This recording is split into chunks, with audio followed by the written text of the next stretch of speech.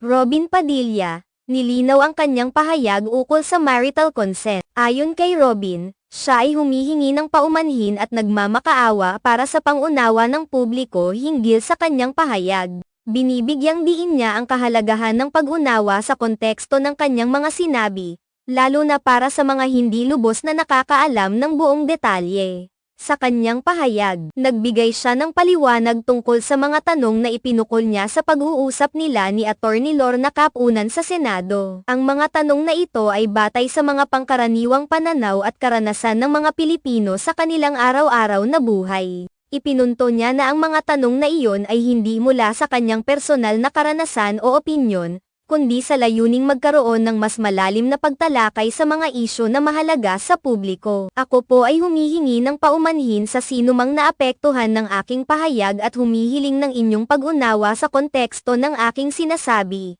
Ani Robin. Ang aking mga tanong ay hindi batay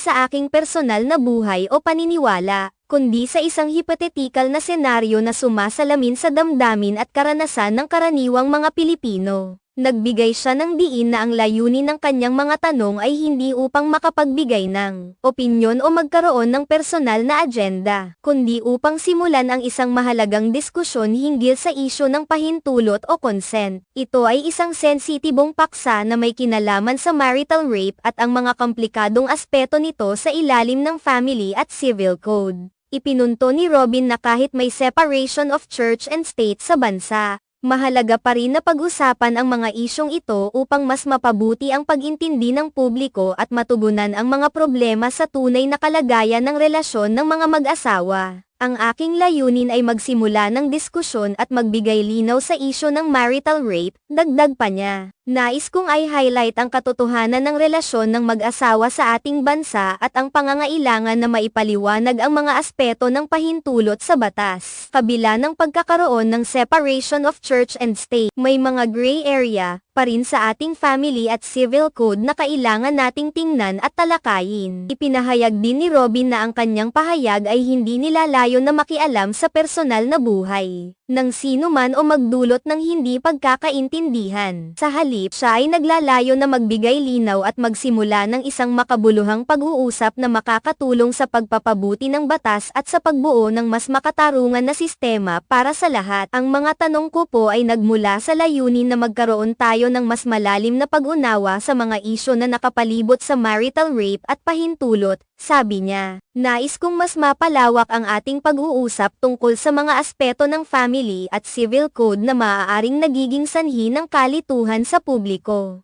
Ang aking pakay ay upang gabayan ang karamihan sa pag-intindi sa isyong ito at magbigay ng wastong impormasyon. Sa kabuuan, ang mensahe ni Robin ay malinaw na ang kanyang mga tanong at pahayag ay bahagi ng isang mas malawak na layunin na makapagbigay ng edukasyon at pag-unawa sa isang mahalagang paksa. Nagpapakumbaba siya sa kanyang pagkakamali at umaasa sa pangunawa ng publiko habang patuloy na isinusulong ang pag-usapan ang mga isyong ito sa tamang konteksto.